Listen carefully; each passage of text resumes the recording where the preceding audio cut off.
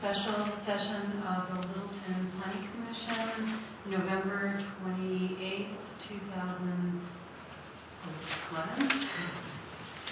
And the purpose of the meeting is to discuss the downtown area neighborhood plan.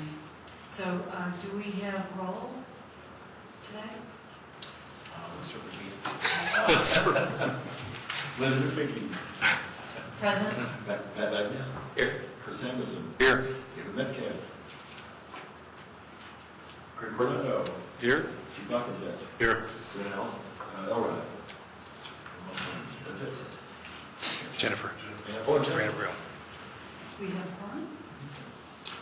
All right, we first, we had met with Glenn, Craig met with Glenn and Michael Penny and Brinkman to discuss the downtown area plan and look at City Council's recommendations.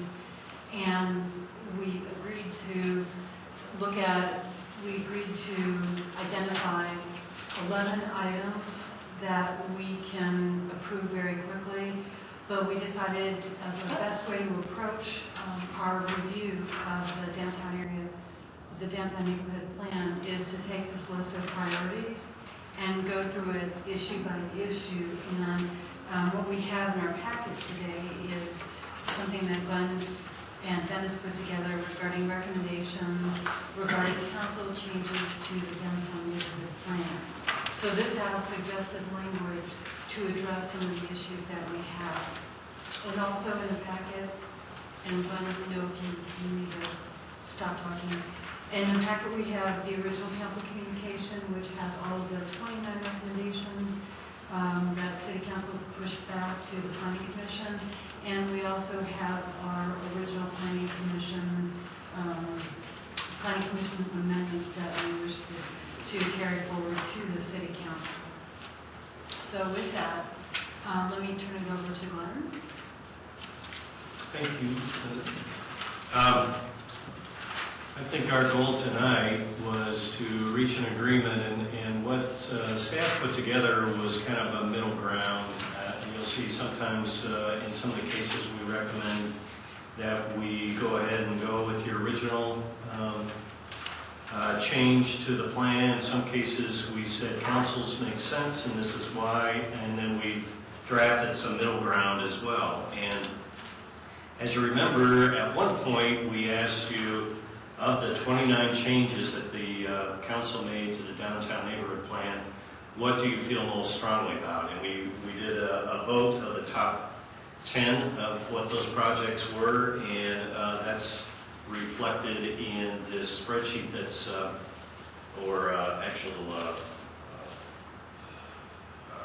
do you call that?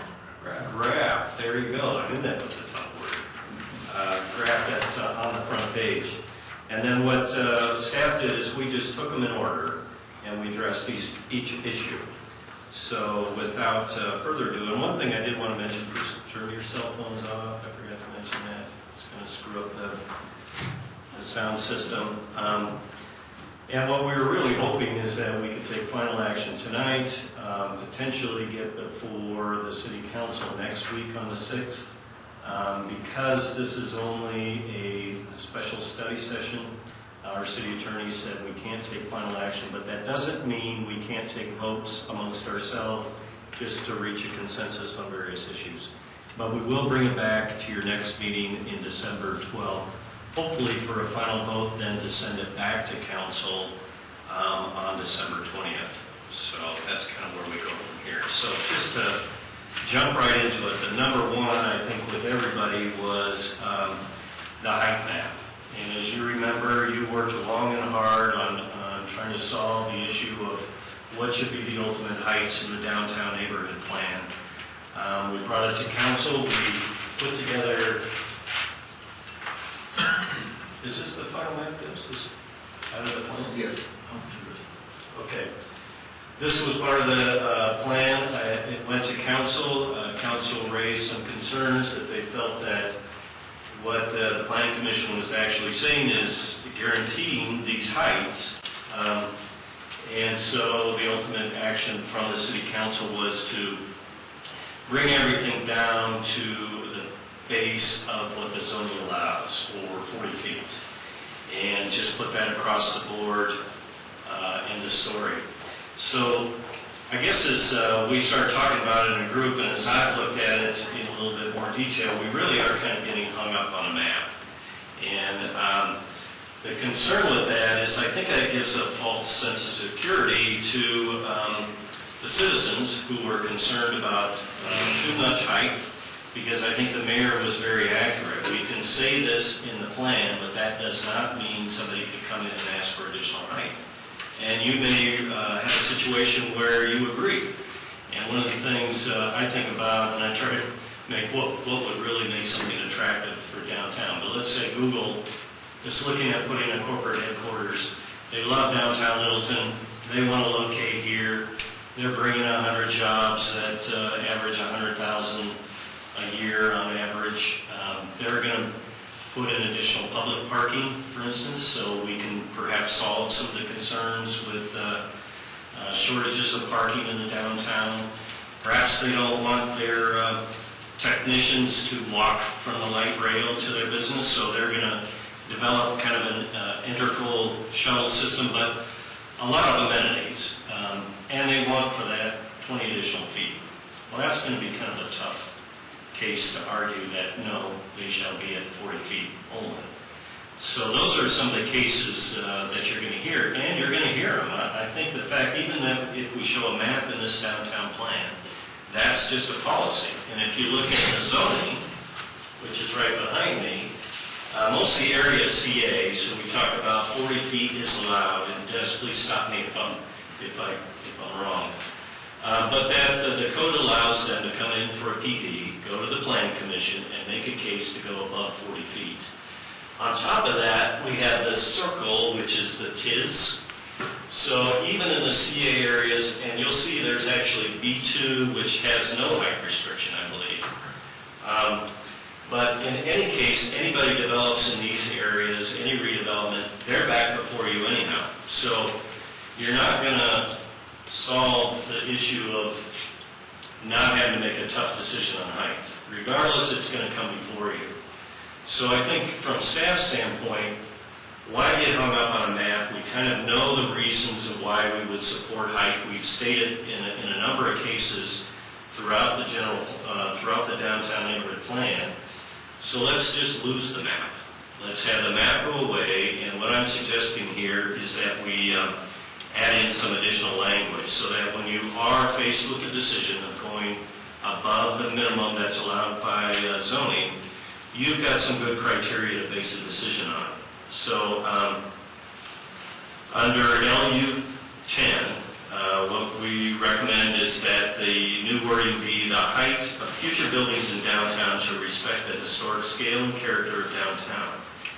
And then moving into implementation, change the wording to say retain the current maximum height restrictions in downtown's underlying zoning districts. So for the most part, that's 40 feet. However, when development review process permits the consideration of additional height, employ the following criteria. Desired character of the district in which the proposed structure is located, and I believe the downtown neighborhood plan has some wording about various districts in the area and what's appropriate. Acknowledge that the Columbine Mill and the courthouse will be the dominant structures downtown. So they better not be going above those buildings. Compatibility with the pedestrian scale of Main Street. And I think we have some really good language about Main Street should really retain that that one story and then step back to the second story. And because that's our pedestrian scale, that's where people are walking around. And once you put 4 or 5 story buildings up against Main Street, you lose that character. And I think we all understand that. And I think we've really adopted some policies that create kind of an interesting skyline for the city where we're low at Main Street and we step up from there, which is kind of contrary to most downtowns when you think about it. The most valuable real estate has the tallest buildings, and that's usually along Main Street. But I think we've kind of created a unique skyline with that. And also preserve significant views. We talked about the view down Main Street, looking over the Carnegie Library. And that's still very important. So these are all kind of important things that were in the plan. And all I'm suggesting is rather than get hung up on numbers on a map, that really isn't a guarantee to anybody, that we just give you a little bit more ammunition when it comes to reviewing a case, when you ultimately will review a case. And then LU11 is exactly the same language that we had in there about specifically protecting Main Street and protecting those iconic structures that we identify in the plan. So that's my pitch. So we can happy to answer any questions that you might have. Glenn, was there any other discussion on what significant views are? Are there significant views downtown other than mountains from Main Street? No, I think the only ones identified were the ones down Main Street. And I know Pam Chapmore brought up some other ones. However, we didn't identify them because it wasn't part of the current draft, but we could probably consider some. Or leave it out? Or leave it out. That could be an option as well. Then you get into a citizen saying this is a significant view because maybe it's significant to them and them only. And objecting to some development downtown because of that. That's a good point. They've had a view of that mountain for a long time, and fortunately there's a vacant lot between them and that mountain. You're right. Yeah. Can we start off with, is there any concerns about the elimination of the height map?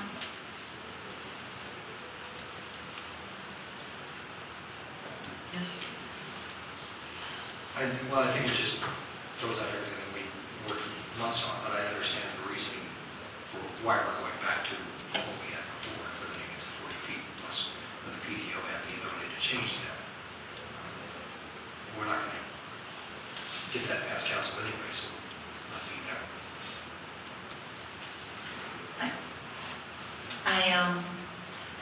The intent of the height map was for the purposes of providing some guidance and principle for future state evaluation, as opposed to each individual project having its unique exceptions, right? Although that's the process, I understand that. So this was intended to be a form of guidance to say, as we develop the downtown area holistically, we've captured the big picture of what height might look like downtown. Again, it's intended to be a guide to help support that future state. I think this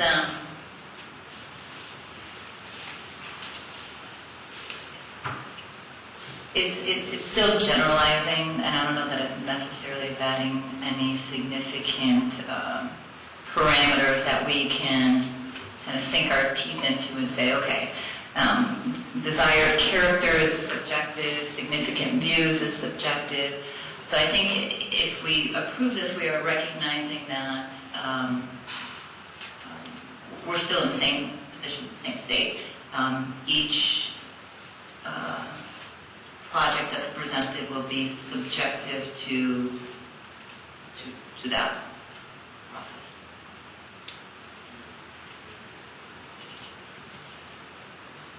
That's true. I think, I guess ultimately to get to the point where these heights would absolutely be enforced, really the only way to do that would be to go back in the underlying zoning and say, here's the maximum height. And even then, somebody could ask for an exception. So it's a difficult part. I guess my biggest concern is this perhaps gives some citizens a false sense that this will be hit. And anybody has a chance for due diligence to come before you and ask for additional height and make a good case. And as you know, they go through all those principles and they do their math and they say, well, we got 10 out of 11. Height's the only one we don't hit, so you have to give it to us. And it's just kind of a game that's difficult to play.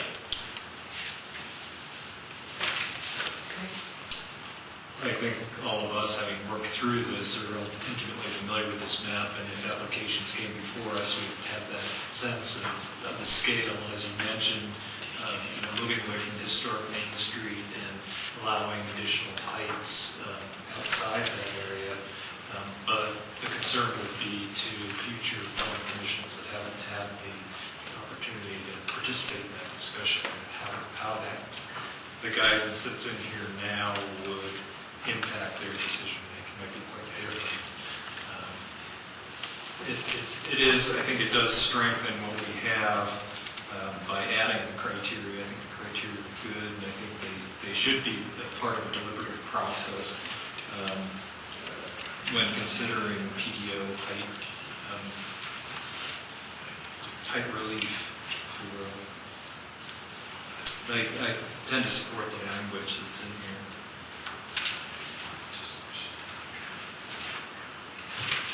Now, with the language, like with Karina, what you were saying, the language doesn't limit the development. Is that against what we originally, it is contrary to what we originally said in the document. And if that's the case, then it's a pretty significant change to the document.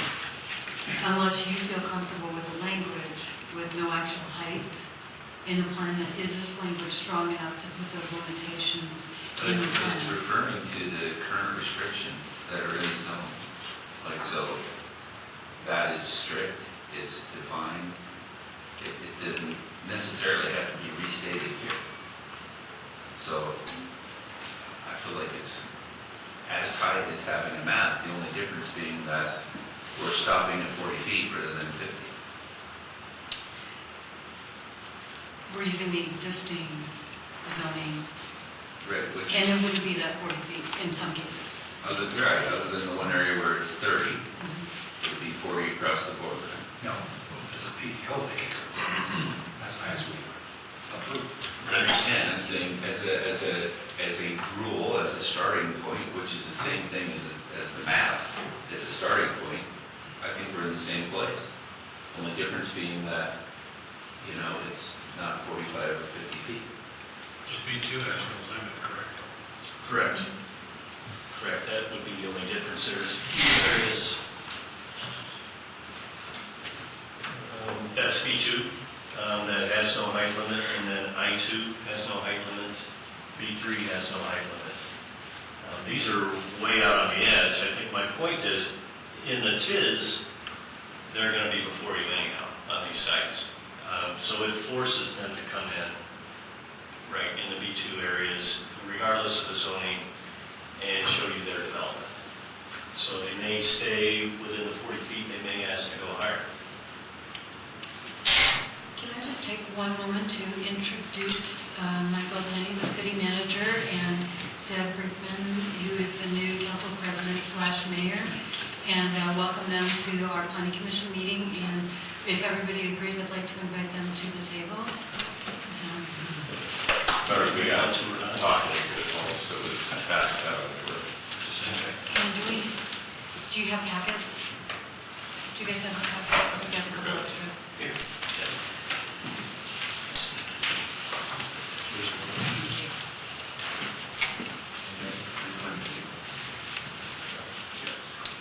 One thing that, I guess to reinforce what Matt was talking about, Dennis and I talked about, is we could provide a map of the existing height per the zoning. So rather than be a future height map, it's a snapshot for today, if that would help clarify the issues, is that we could show the current zoning and what's allowed. And I'm not quite sure what it'd look like, but basically to reinforce the fact that here's the starting point. The max is 40 feet in 90% of the downtown area or 80% of the downtown area. I don't know if that would help or not. I do think that would be helpful because, the question's been asked numerous times, what is that zone, et cetera. So to have it as a point of reference, I think that would help a lot. Another question I have is, so again, our intent here was for that future planning commission that hasn't been involved in a lot of the diligence that happened here. How do we relay that information on to the future? And is there an opportunity, and I think it's more around maybe the PB process, or that, how do we provide that study or that documentation as a point of reference and another point of information, that there were studies done on height, there were different recommendations from experts in the field, et cetera. So that may be another avenue. It's not about addressing it in the downtown or specifying that in the downtown plan, but just recognizing that is a resource available to planning commissioners, just like many other reference documents are. So are you proposing as part of the appendices to include a section on height and kind of summarize what some of the discussions were that we've had on height? And I think it's not just the discussion, but more importantly, any specific study or research that was explicitly done around it. Well, there's also a implementation strategy that talks about reviewing the CA district, the TIS district, the B2, to make sure all the processes kind of jive and that it implements your downtown plan. So that is in the new implementation schedule. That still remains. So that is something we can look at, and we can talk about how do we kind of get the message across to anybody who comes across is the Planning Commission has taken a hard look at height, and that's going to be one of your top concerns going forward. So we will, I think, as we talk about how we actually implement this through zoning and various other methods, we will be looking at exactly that, all the zoning districts and how they combine. We also have the downtown design guidelines, and that would be another place where we can talk about height for projects coming through PDO. Here's some of the things that you need to consider. It's hard to bind future people. I assume they're going to be as smart as I am, but I know that's a concern. And a lot of times with council, they'll get to a point where they're going to take an action, and it often comes up, and we'll kind of pick this up. You can't bind future councils. They're going to make their own motions and take their own direction in it. So it's really hard to do that. It's important, though, to continue to share the history and information that's already been gathered as opposed to recreating the work over and over again. Yeah.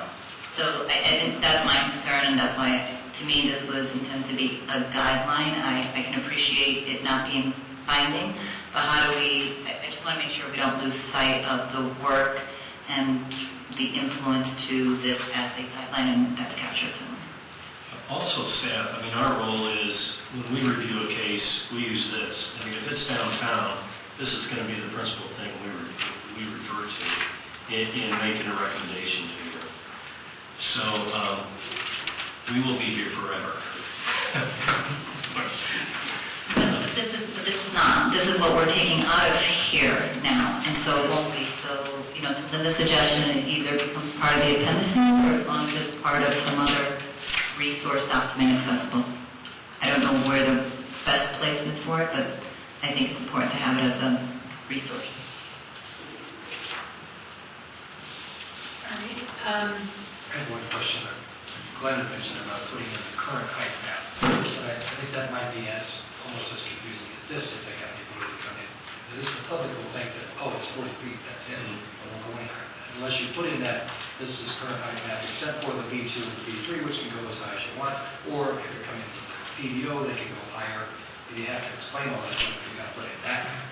How about instead of a map, just a table listing the zone district and the height?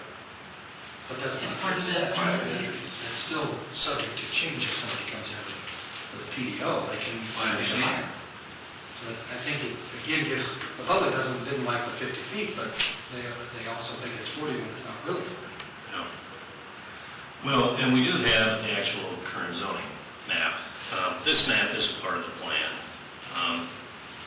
What it doesn't state is really what do those letters mean. So, And what happens inside the TIS? right. Is the TIS something that will be there forever? Could it possibly go away? One of the questions that we've looked at is going back and reviewing the TIS, because there's a discomfort with the way it was drawn initially, and thought it needs to be more representative of what the actual influence area is for the Tunie area. And so that's on the list instead of things we want to go back and review. So it probably It will may not change. be there, and so that could bring other changes. True. That's true. So let's go take see if we can get a consensus on the eliminating the height map as we had discussed. So all those in favor of eliminating the height map? So that is everyone except for Steve. Okay, so let's start then discussing the language that is in here. And then maybe we can just quickly touch base to adding some additional maps and then adding some language on height in the appendices. And then real quick, we apologize for chatting in the hallway, but did you give the background of the meeting that we had? Yes. Okay. Mhm. Just wanted to confirm. Thank you. So, Steve? So, question one, the current wording you have here, is there anything that you have that would give any limit or direction towards the B2? Not specifically, no. This would be across the board. When you see a PD, these would be kind of the criteria you would look at. But no, it's not specifically different for a B2 versus a CA. Now, I guess, Dennis, let's just look at a scenario if somebody came in the B2 and they're in a TIS. They don't have a height limit, but they have to come through and get their plan development approved. How do we set a height, I guess, in that area? I think we use the same criteria. It's kind of what we've been doing informally anyway. I think as planning commission and staff and city council have looked at individual proposals, there's always been the sense of looking at compatibility discussion with iconic structures, our discussion of what's consistent with existing characters. So I think this is just kind of stating that a little bit more clearly. It'd be the same in all the zone districts, whether there's a height limit there or not currently with existing zoning, through that review process. If there isn't a height limit, are we empowered to do that, to make that decision? If you go through, someone has to go through PDO process, you can agree to what you think is an appropriate height as part of the review process.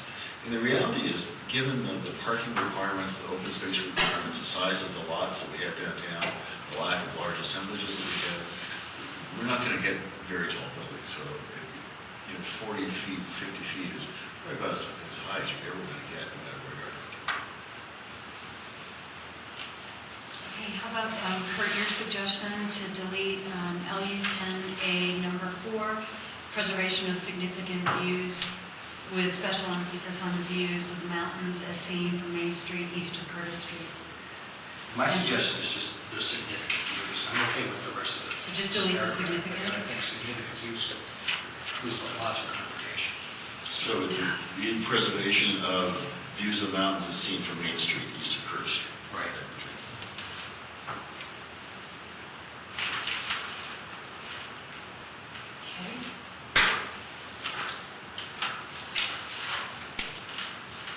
Any comments on the LU10 and LU11? Any? LU11 hasn't changed. That's as written. Did you want to vote on LU10A on Kurt's recommendation? LU10A 4. 4. So all those, Just a question before we vote on it. As I recall, I think the discussion on the significant view was really from the courthouse looking down Main Street. So I guess that would be encompassed in the Main Street east of Curtis, because that's on Main Street east, or Littleton Boulevard east of there. But it was that sort of the view connection between the courthouse and the Carnegie Library that was the most significant connection that we didn't want to interrupt, I think. So, I don't know how much of a view there is from Main Street once you're on Main Street. It's actually pretty nice until you get just past Mobiles. That's what it is. nice view of the mountains. You can see on either side of McCarty and the top to some degree, and continue to the side, some further woods. Okay, so we're voting on LU 10A number 4, changing the policy to preservation of views of the mountains as seen from Main Street east of Curtis Street. So all those in favor of that change? That is seeing everyone. Before we start voting on LU 10 and LU 10A, Debbie, do you have any comments on any of these two? What do you think about the language? You think it addresses some of your concerns? Yeah, I actually, I think Glenn did a great job on the language on that. I think it's specific, yet it doesn't prohibit, it still has some flexibility, so, but I think from my viewpoint, it encompasses what we feel like, what's important. Of course, there's 6 others that aren't here. All right, so before we vote on LU 10 and then LU 10A, any other concerns? Seeing none, let's vote on LU 10. And voting's really a consensus. So all those in favor of LU 10, and we'll do LU 10 immediately. So that is everyone for? So let's go to LU 10A. And any concerns before we vote on this? I've got the concern that I brought up on if it's giving much restriction or any restriction to the B2 area. Because retaining the current maximum height restrictions in the underlying zone districts, B2 doesn't have one. So we're retaining the maximum height to something that doesn't have a maximum height. True. One thing I'd like to point out is I think, put this down.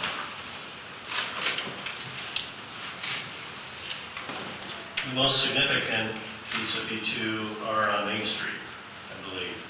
So there we have language that talks about the historic scale of Main Street.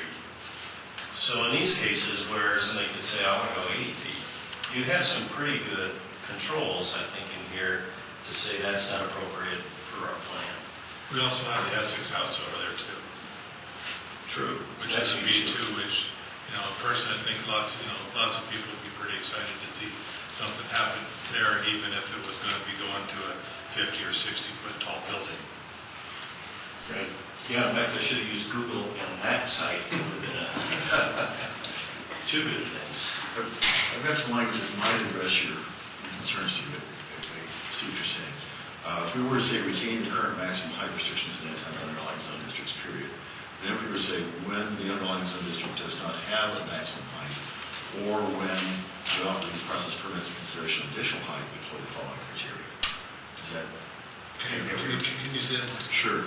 I'd leave the same first sentence, which is retain the current maximum height restrictions in downtown's underlying zone districts, and add a new clause to the front of it, the second sentence, which is when the underlying zone district does not have a maximum height, or when the development review process permits consideration of additional height, employ the following criteria. Yeah, I like that. Okay. Good.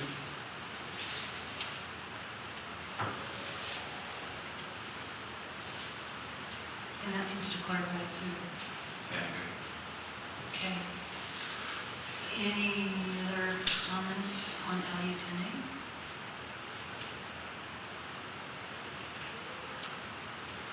Seeing none, should we vote on the entire LU 10A, 1, 2, and 3? We already voted on 4. As revised. As revised by Dennis Swain. Debbie, did you have any issues with the language? Kurt? Oh, okay. We're all good. I gotta move faster here, guys. Okay, that is unanimous. All right, so then that takes us to our second priority, which is sunset provisions. And let's just take a quick vote. think I got the sense in our last meeting, we agreed to delete that, so I just want to get a formal consensus to see if we still agree with deleting it. So, all those in favor of deleting the sunset provisions, that is unanimous. So that takes us to our third priority. Did I have this priority right? Well, I actually combined because zoning conformance and sunset were very related, so I put them both under my category zoning conformance and sunset. So the sunset provision was that page 14, LU 1C. And council struck that, and we agreed that after seeing the opinion of our city attorney that perhaps should be struck. And then there was also concern raised with the council amendment that took out the last part of LU 1A that states, and make changes to the zoning districts downtown as necessary and appropriate. I think the concern that I heard from council is that you're kind of predetermining what the answer is to implementing the downtown plan. And as we mentioned, we've talked about looking at all the various zoning districts, coming up with recommendations. So ultimately, we might do that. I think there was a fear that we've already decided the answer to this issue. So my recommendation is we go ahead and support that change. I think we're probably going to be doing it anyhow. And I think it just leaves it a little bit more open to, there might be other ways of implementing the plan as well. So that's LU 1A, and then LU 1B, just council took out that conforms to this plan, and that's why we're reviewing it. I think it's kind of redundant, so. Can we stop and just look at LU 1A and discuss that a little bit? So what do you guys think about deleting that 1B? So that's part of that sentence. Yes. And going with what council's recommendation was. I'm okay with that. Any other comments? Okay. Okay with the revised language? Okay, so let's vote on that. And all those in favor of the revised language? That is everyone except Kurt. Oh, yeah, okay. Is Kurt no? Yes, sir. Yes, no? Clear. Okay, so LU1B. Any discussion on that?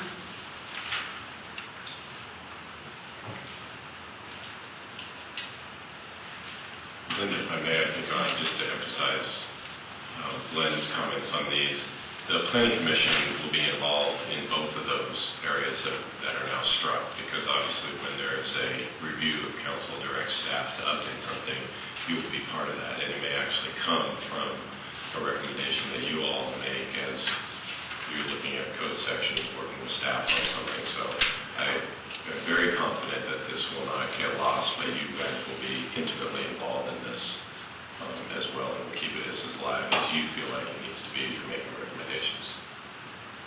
So just... Any other comments? Concerns? All right, and ready to vote on the changes to LU1B? All those in favor? That is unanimous. And we already addressed LU1C. So let me turn it back to Glenn for RTDs. Right, the planning commission put together a condition that recommended we look at other uses of the RTD site and also talk about solutions to parking. And council was uncomfortable with being specific about adding retail, office, and residential. I don't have the full wording here. And just really address the parking issue on the RTD sites. And I think I would tend to agree with the planning commission. I mean, part of those reasons might be to screen a parking garage, might be with additional uses. And I think the RTD is kind of looking at transit-oriented development on potential sites. So in talking it over with the mayor and the vice chairman and chair, we thought that what's really kind of critical is that we continue a relationship with RTD.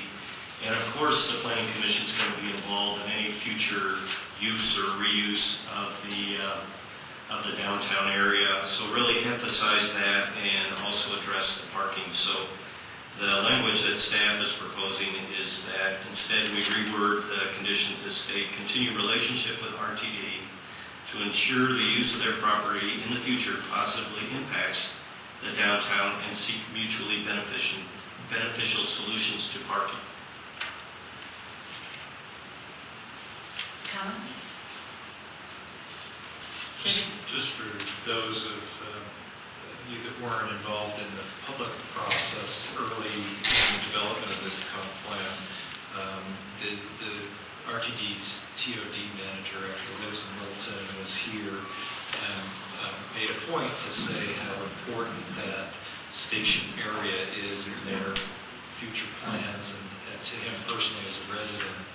And he advocated that we be proactive in terms of what happens there with RTD and other landowners, land uses in that area. So I think it's important for the city to have a vision or a framework for a vision for what happens there. Debbie, are you okay with this? And then, because it is substantially different than what you guys changed. Well, what I think it does is, and this is one of the things we discussed when we met, is that it's less specific, and I think it was the specificity that was kind of getting us caught up. But it does honor the relationship with RTD, and it does call out the value of the property and its relationship with downtown, and I think it shows that we respect them as a partner and will continue to do so, but without being super specific, because you figure if this plan was 20 years, I mean, who knows? I mean, 20 years ago, people would think it would be a light rail either, so to be too specific in it was, I think, where we got caught up. And I'm a lot more comfortable with this language. Okay, any other comments? Should we go ahead and vote on this? I have another comment on that. I'm fine with the language. I think the thing that changes in the meaning of the language is being proactive in investigating opportunities. So that's a change in the meaning. So the first sentence was that we are going to proactively investigate opportunities, whereas the revised language now is just continue to partner with them as they bring it forward, but we're not being proactive. I'm a little hesitant about that change. How about something like changing the language to continue a proactive relationship, or To proactively be engaged with RTD. I'm better with that. That was better than my suggestion. I don't see any issue with that at all. I think that's a good clarification. No, it's a positive statement, yeah. Well, in the part we didn't cut was investigate opportunities to work with RTD, so there's a more general way of saying that, which is sort of where you're going at. You're okay with that? We didn't cut it the first time, but I'm not thinking it was. okay, so should we vote on the changes then, changing continue relationship to proactively be engaged? Okay. So, yeah, I just want to clarify. So instead of continue relationship, what are we inserting? Proactively be engaged with RTD. Okay. Okay, Or proactively engage RTD. that sounds better. Proactively engage. Nice words. The only thing I'd suggest is, do we want to limit it to parking? I mean, I'd still go pretty general and say, to seek mutually beneficial development and solutions to parking. So we're not limiting it to. Can we just get rid of the and seek mutually beneficial solutions to parking? And just That have was it, suggested. My point was staff members here. just put a period after downtown. After Yeah. downtown, you could put a period. And you know what? The argument being that parking is a positive impact or it can be a negative impact to working with them. And again, to the mayor's comment earlier, the less specificity and the more just directive statement, implied statement, I think is probably better because it leaves it open, because as you all know, whether we're talking about CDOT or RTD, it can change drastically as the pendulum swings depending on who's leading it, who's our rep, et cetera. So, what do you guys think of deleting that, or ending it at downtown? That's a possibility. All right, are we ready to vote on that? Is that okay? May I read the language just to make sure we're on the same page? Yeah. What I have is saying is proactively engage RTD to ensure the use of their property in the future positively impacts the downtown. Sounds good to me. All right, all those in favor? Oh, I'm voting. All right, that's unanimous. And that takes us to sustainability. Sustainability, yeah, the council actually took that whole section out. I think their concerns were that they were very general comments that could apply to the community as a whole.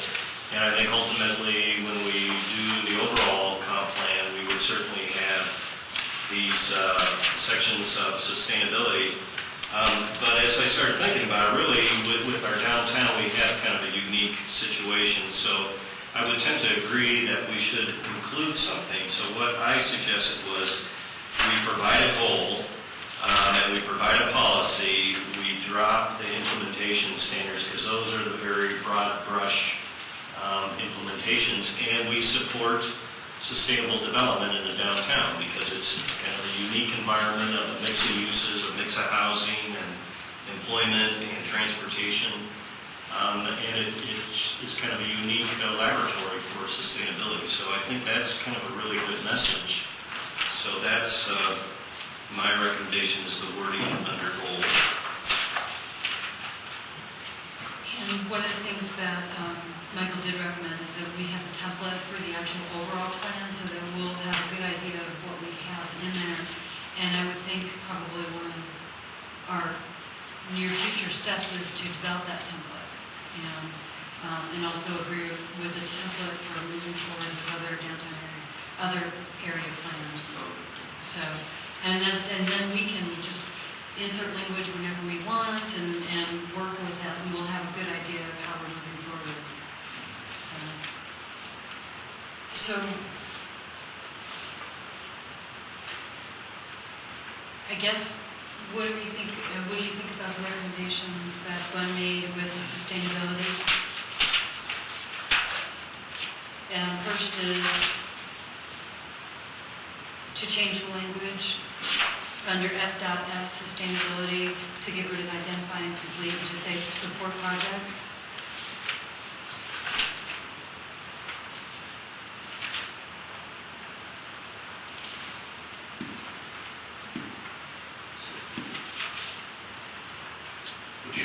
Are you saying that you would just clarify this goal?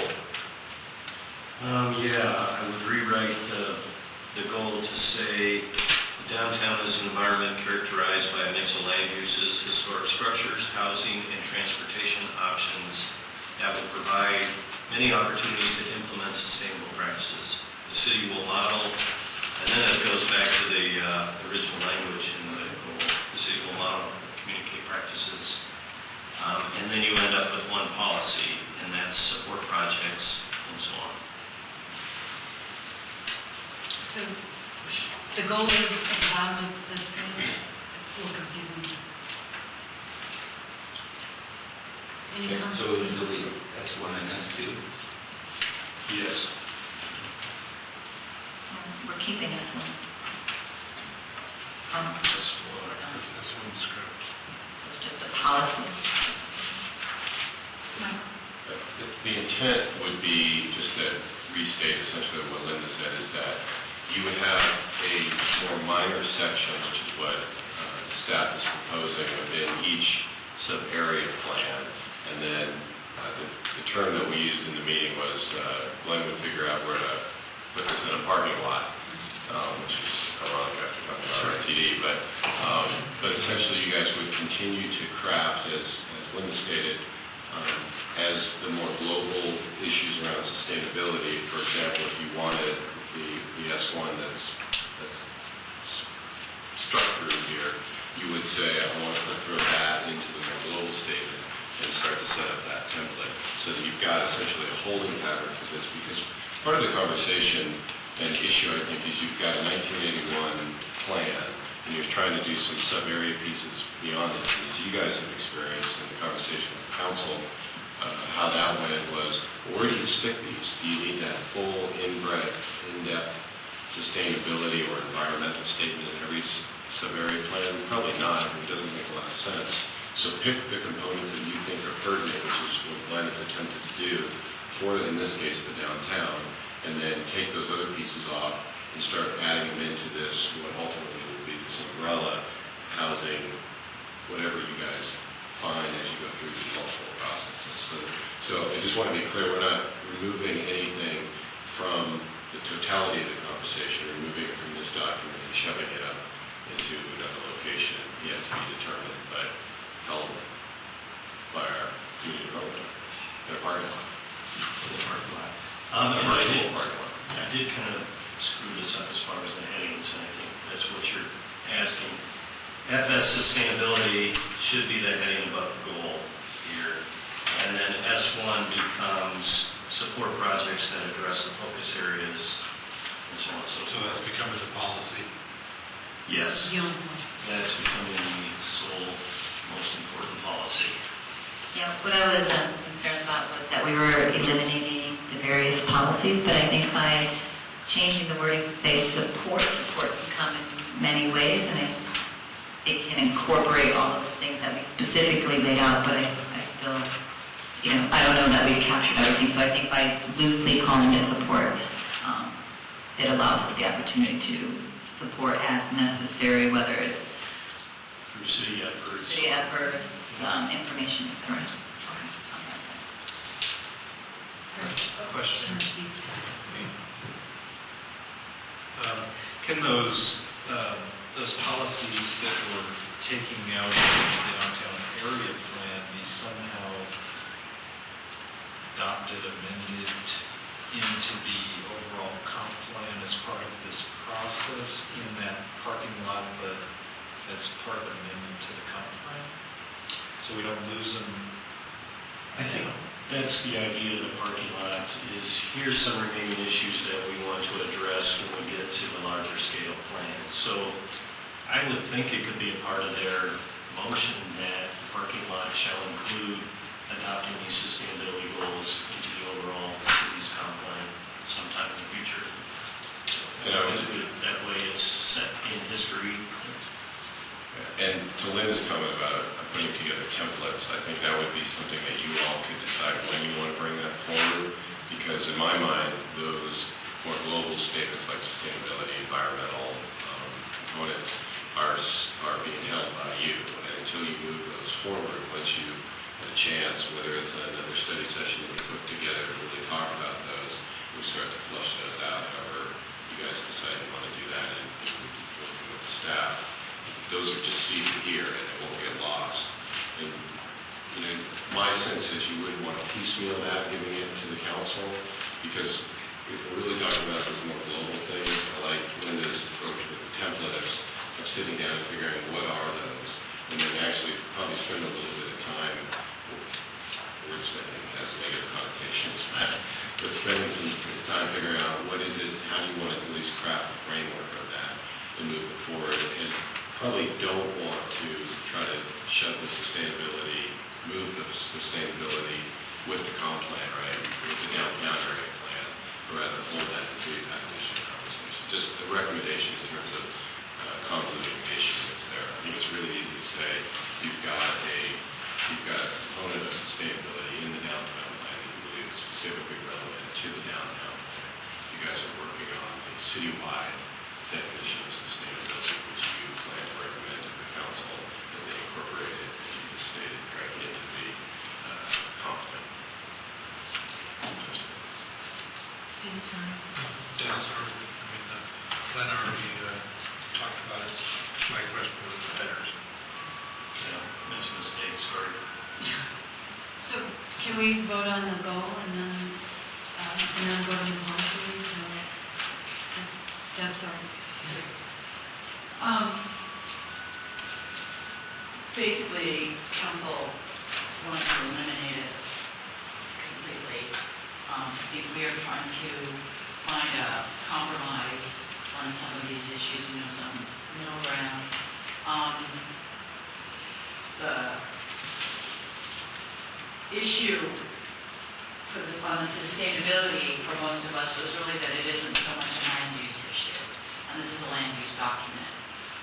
While we appreciate the concept of sustainability, and certainly cities embraced it, and I think it's fine to make a mention of it somewhere in here. I think that by moving the crux of it, the hard work that you've done to create this verbiage, by moving it to another place, it may be more palatable for council to do. That parking lot may be another place for some of this other stuff that you guys want in, but we don't want there. So it might be a nice place for things to catch where they still are going to be with the document, just not, maybe just in a different way. I would, on this, I guess my only suggestion would be, again, to go towards the simplicity and and I know you're doing the goal and not the policy, or no, I guess it's, the goal and not the policy, but on the policy, if we could just stop it after the first sentence. Because once again, you're getting into, you're specifying and getting a little specific on that, and you may not need to, those could be carried back into the more detailed sustainability issue in the parking lot.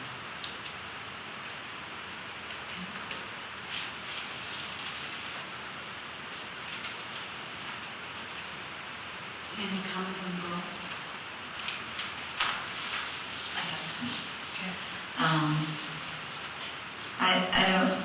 I think the goal is fine as simply stated, the city will model and communicate sustainable practices. I don't think that additional language up front is necessary. I don't think it's adding anything to the goal.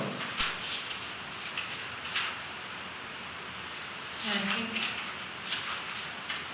cities don't put that in because they heard that we wanted to apply it specifically to the downtown area. But it does by being in the plan, in the downtown plan. I don't think it's specified in the code. So would you agree to delete that? What do you guys think of that?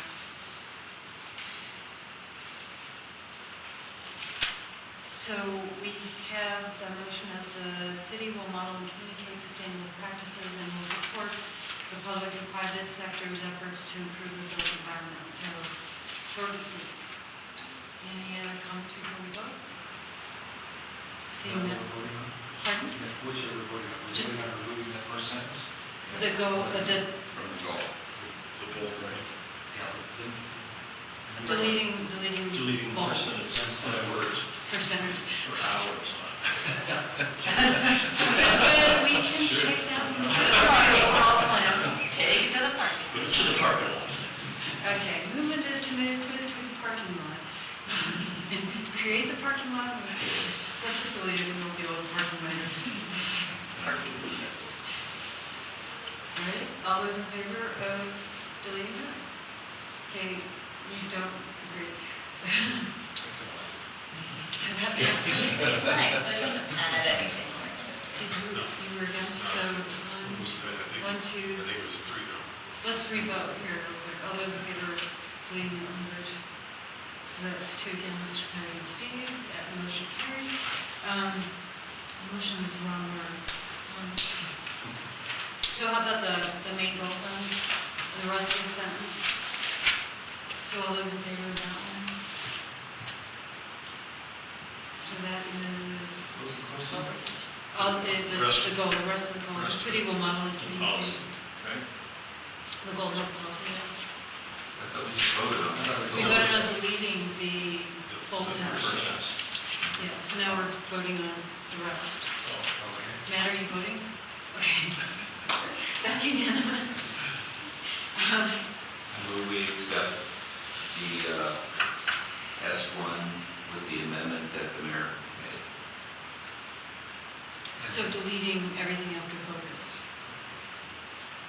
What do you guys, and we could, Craig, you could. You know, I guess the concept of sustainability is so broad to begin with, that it's hard to define. And so I think, even though this does make it a little more detailed as necessary here, I think it's okay to define that there's sort of parts of environmental sustainability that are not as broad as that term can be interpreted to be. So I think I'd support leaving that in. What about moving that language to the glossary? No? You know, one thing I might point out is you did recommend an additional or a different description of sustainability. That's is a sustainable Littleton community meets the needs of the present while enhancing the ability of future generations to meet their own needs. Downtown neighborhood plan builds on the city of Littleton environmental action plan by focusing on energy use, waste management, water use, and air quality. So those focus areas are kind of caught up in that definition as well. We can have those. Where is that? That's in the glossary. It's That's actually in the staff reports on page 2. That's after the implementation plan, number 7. number 7.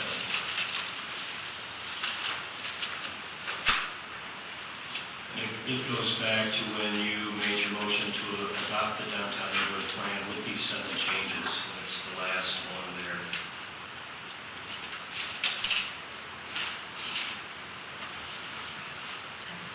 So the definitions are in the back.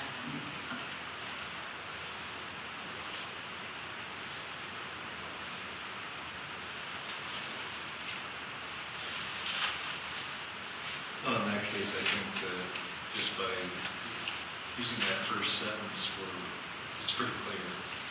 Support projects that address the focus areas of sustainability, period. That's what we're talking about. So, are you ready to vote? All those in favor of just including that one policy as stated as supports projects that address the focus areas of sustainability? That's clear. All those in favor? That is unanimous. And do we want to compare that list to the appendix list and make sure everything's included in the appendices? So, do we have any, so are you all in favor of doing that, just having staff compare that sentence and then adding the rest of those, like building construction, historic property, urban design, circulation, economic development, basically combining that last component to the definition that's in the definition of sustainability. Does that make sense? Well, I assume the definition is based on the Littleton Environmental Action Plan, which calls out those areas: energy use, waste management, water use, and air quality. So are we suggesting changing that to match what we just deleted from the sustainability policy? I think it could be an option. And I think it's the but not limited to, that's important to call out as well. So it's this, but not limited to, would be much more. And if I maybe don't want to add it, but just add that language rather than, because I'm thinking about how does a project, and I'm sure you guys had this conversation, but how does a project show sustainable urban design, sustainable economic development? I can make a stretch on that. I mean, at least on sustainability, as Craig pointed out, I mean, the definition can be, is my shirt sustainable? What's that mean? But if you're really talking about land use, to the mayor's earlier comment, you have energy, waste management, water, air. I can see this, sustain historic properties, certainly from a building construction standpoint, but maybe if the list is shorter, because that seems to be the trend, and have but not limited to in there. Unless I'm missing something on how we have sustainable urban design. You have, to me, a lot of those come into energy, south-facing, good natural light, types of activities that are already covered. Can we readdress this as we get down to the definition as the meeting goes on? Do you guys, are you? I'll make a note so that we get that once we get through this list. Okay. What about deleting the remaining sustainability policies and strategies?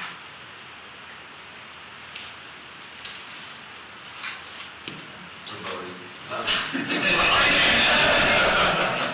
That's unanimous. Okay. A little slow here. Did we vote on the policy?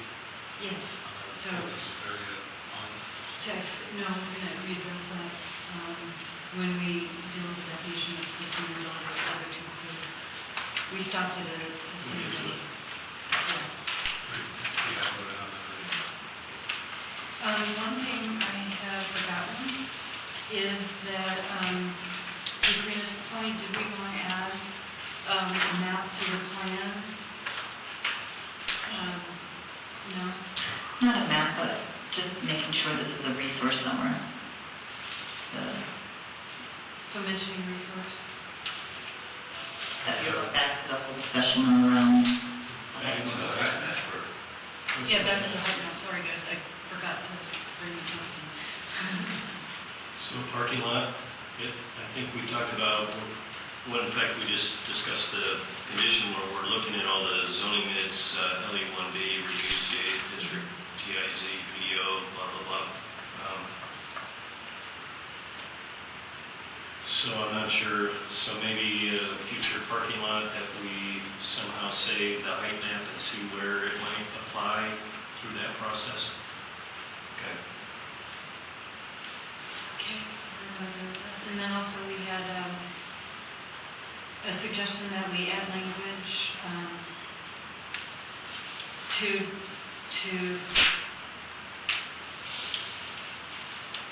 describe the discussions that we had on height.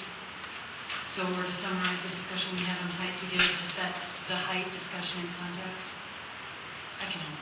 It's the same comment, it's what are the pieces of information, height map, any studies that were done that were going to be part of an evaluation of zoning to, so it's just about those resources, whether, again, is it only the height map, or were there other items that we can put in that same package? Will it benefit to have a description of all of our, like kind of a summary of our discussions regarding height to set it into context? You want to put that in the comp plan? No, not in the plan, but maybe in the public process appendices or something like that. What's in the comp plan? Appendices in the comp plan? Appendices in the comp plan, or we could do separate documents. I think it's a separate document. I think it has to be outside the comp plan. I don't think it adds any value to the comp plan. To me, a history of the comp plan or some document like that would be a good part, but it doesn't necessarily add any clarification about the comp plan. Is it worthwhile doing? I do. I mean, again, the intent of that was to provide some insight and guidance based on studies that were done and evaluations around height to inform PV process, TIS, etc., where zoning doesn't apply. So it does not belong in this plan because we said we're striking it, we're using zoning as our height, as our additional height restrictions. But it is information to help us in the PV process, essentially. I think the idea is that we don't want to lose all the work that was done. And I think that's, in my mind, I'm kind of envisioning the parking lot that when we get to these certain sections, here's some major considerations. When we get to revising or looking at all the different zoning categories and their processes and how they interact, there was a considerable amount of time spent on height that produced this map and so on. So we don't lose the goal of what you had when we get to that next step.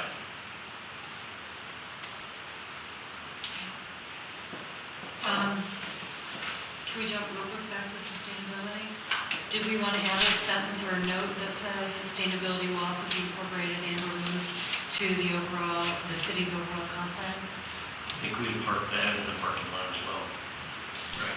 To put it in the plan. But we should make a motion so it's on the record. Right, right.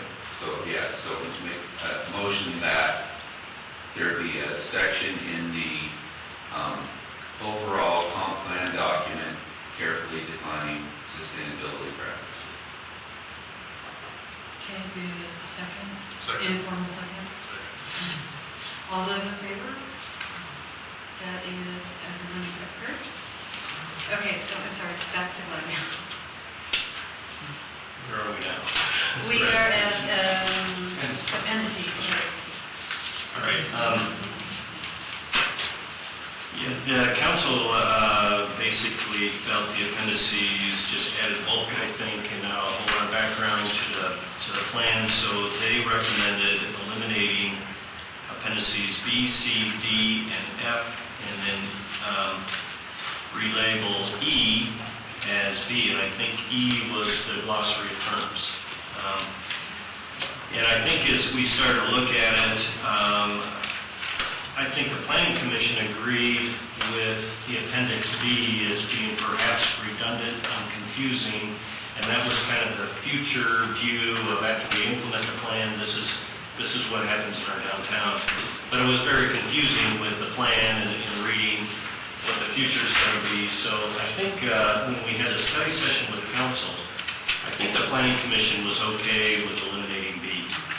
As we start looking at the other appendices, they're pretty important as well. So I think staff is recommending that we go back to council and say, you know, this really gives a lot of background to the decisions and the policies that are in the plan. It's not just additional paper. It actually provides some substance to the decisions that were made to put things into the plan. So I think our recommendation is that we go ahead and we delete Appendix B, and I'll talk to you a little bit later about what we put in its place. But then we retain the other appendices as being important to telling the story of the downtown. And ultimately, I mean, somebody may question, why did you add this as a recommendation? It's always good to have that background right there where you can say, well, see, we've got 52 comments from the public that says this is very important to Main Street, for instance. So. And then you're proposing to replace appendix B with the implementation strategies. With the implementation strategies, right. So you want to go back first? Yeah. So we're voting on deleting appendix B, retaining appendices A, C, D, and E. So all those in favor of that? That is unanimous. And now, question. Retaining E. E. Yes. E is the glossary of terms. I think the council wanted to retain that.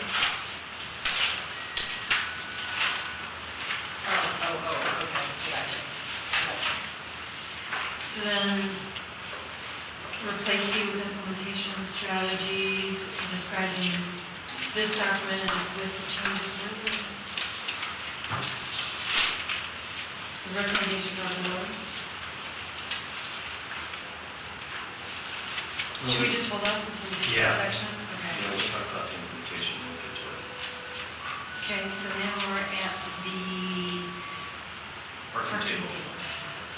Right, and council recommended deleting CN 5A for III, which talks about a parking reduction table in the zoning code that reflects parking requirements and possible reductions.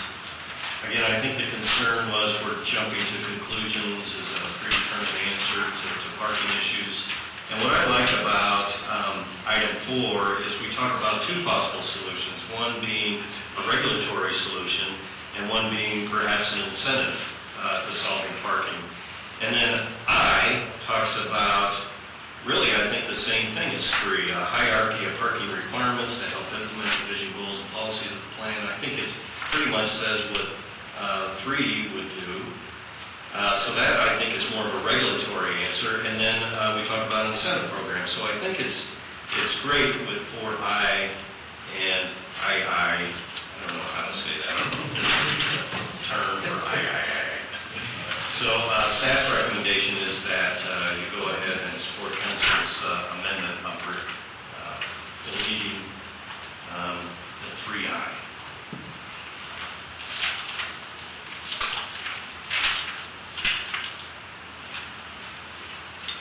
Move that we accept that.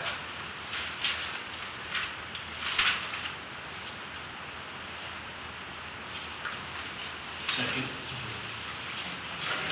Okay. Second. All right. Vote. Hold on.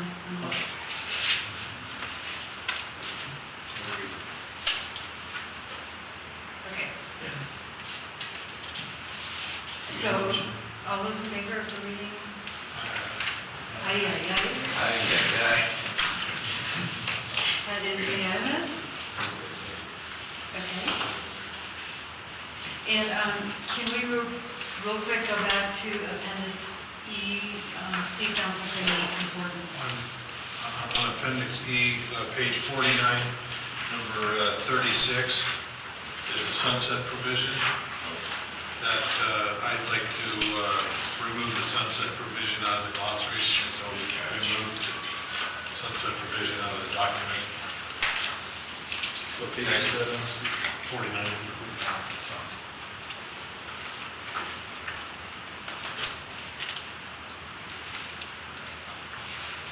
All those in favor of deleting it? It is unanimous. Okay. And then let's go back to the rest.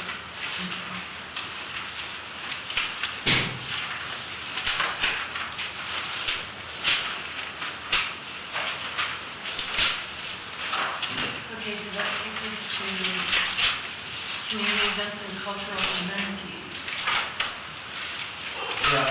Council recommended deleting LU3B that says evaluate community events for their potential impacts such as noise and traffic on nearby residents and businesses, and work with event organizers and so on. The feedback I got on this was it kind of sets a negative connotation.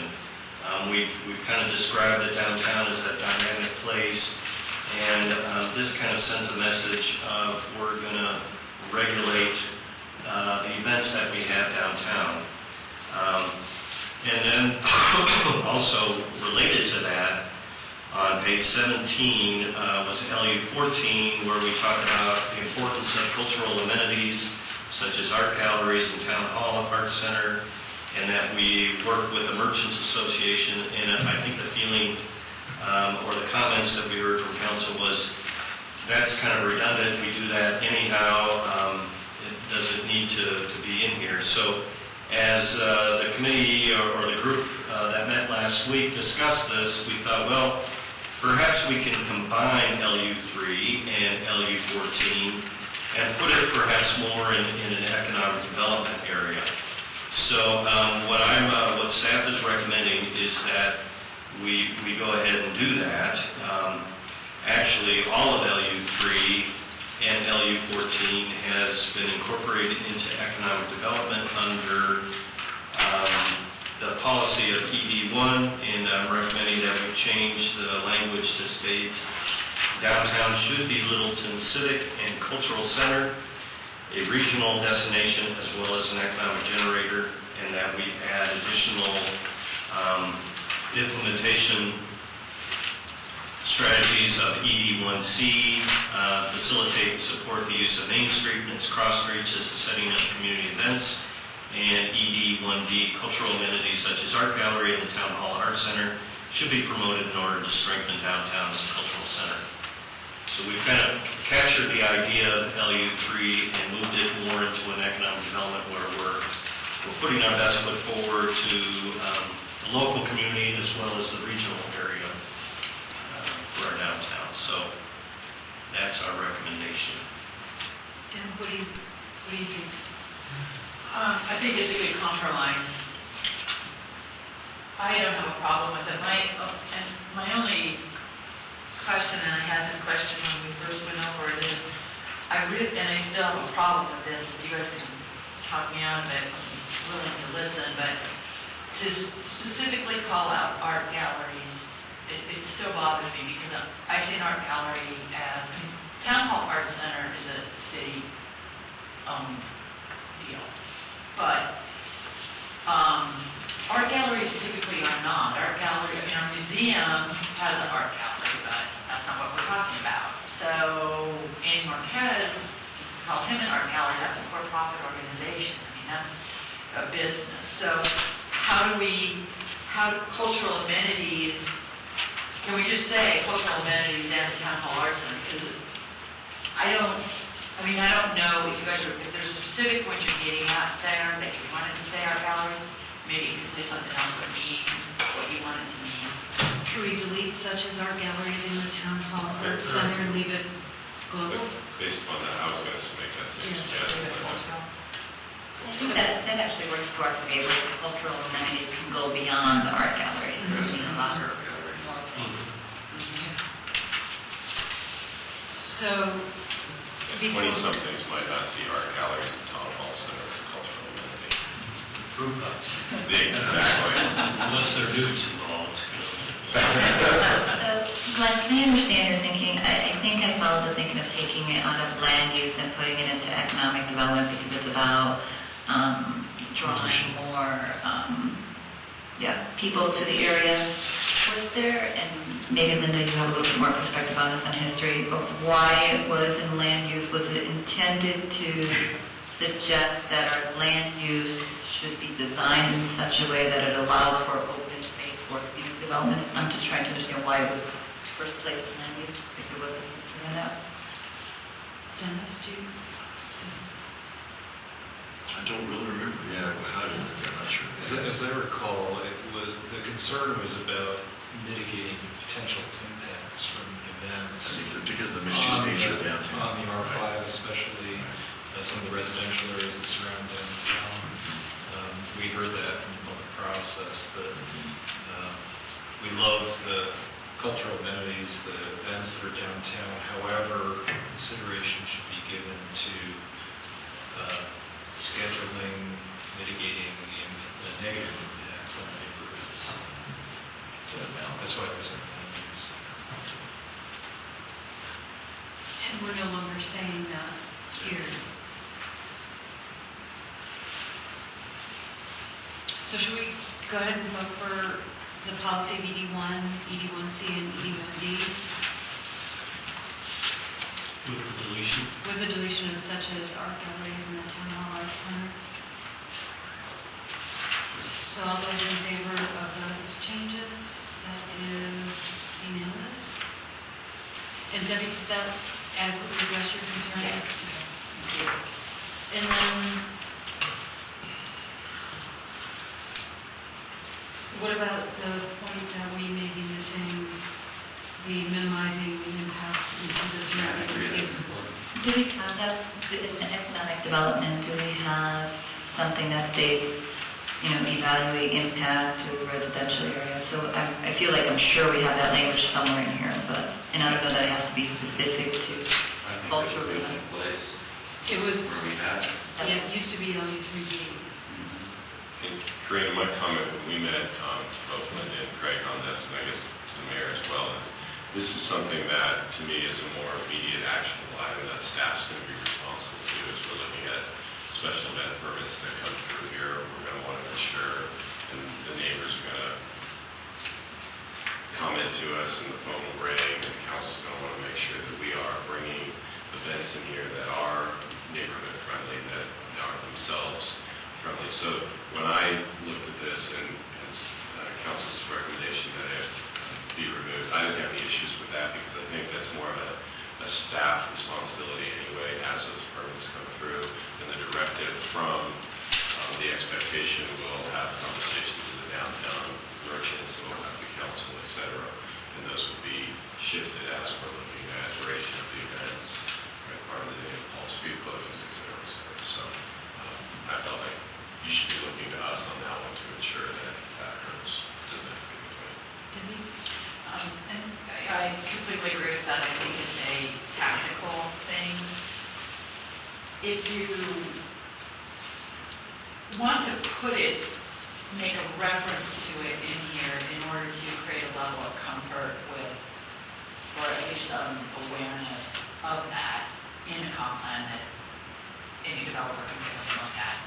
Then I think if you find some phraseology that relates back to events in the downtown area will be approved through a standard process with staff bearing consideration on neighborhood impact and what those, without it being a fear factor thing. If you find and Glenn's the writer, you find a way of saying that kind of goes where you want it to go without going where it was, then I think that might be okay. And I would still hold that I think it's safer to keep it out.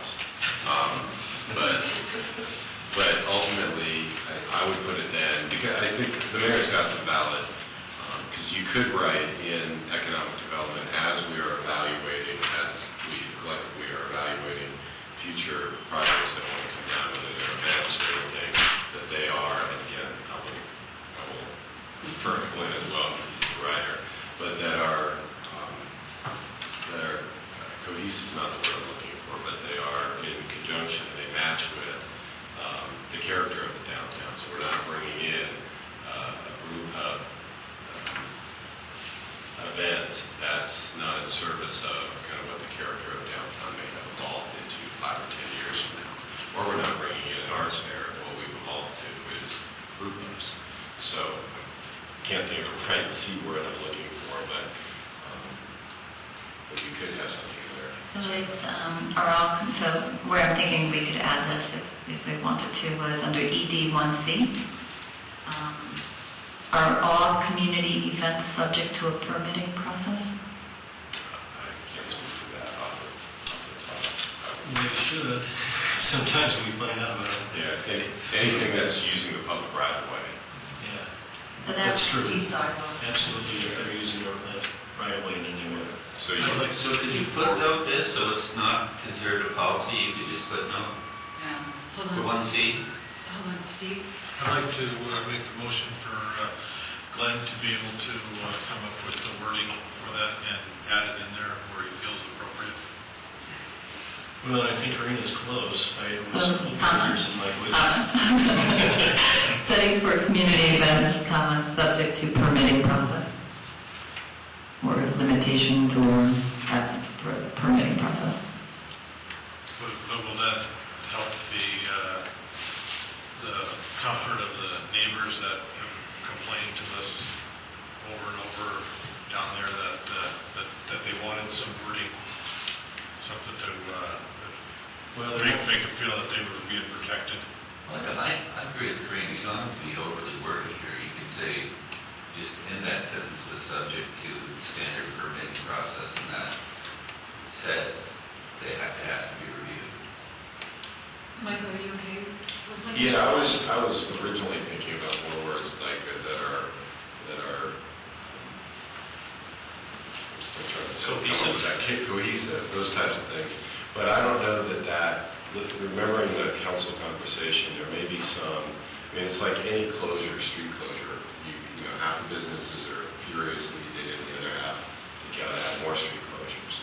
So I'm actually shifting based upon Karina's comment, thinking that probably just leaving it to saying that there's a process in place, and that can ebb and flow depending upon the council at the time determining what is the appropriate review process and criteria that you would have in that, because they would set that criteria, we would implement that criteria. So yes, and I think that's probably a good way to do it. Steve, It's a little more do you- specific.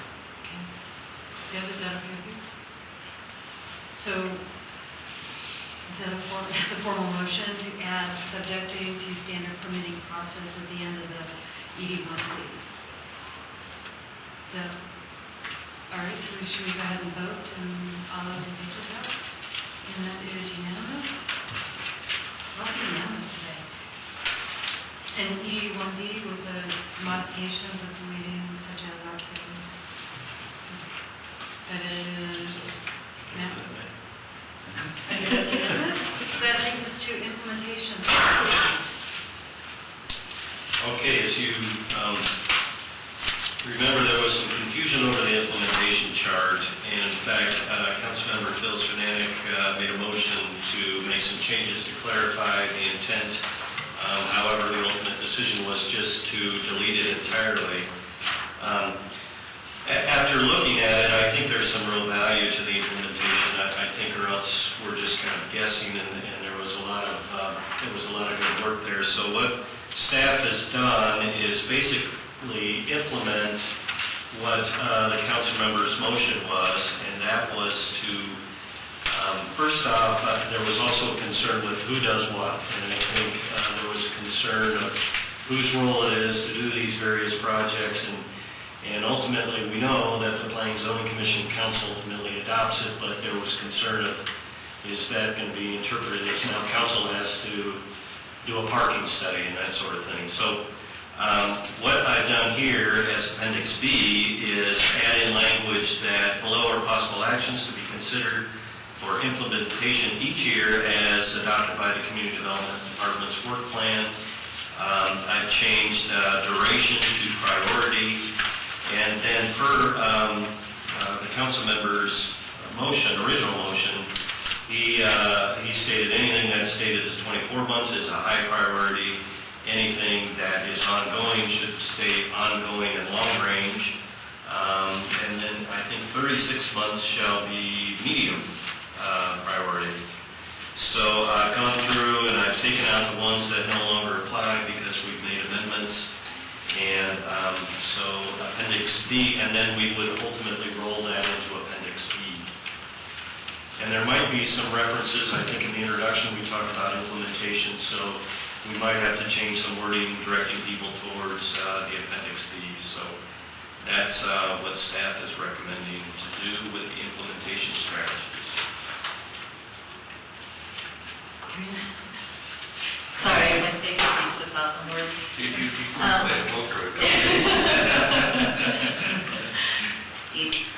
So what was the criteria of why 24 months is high or 36 is medium?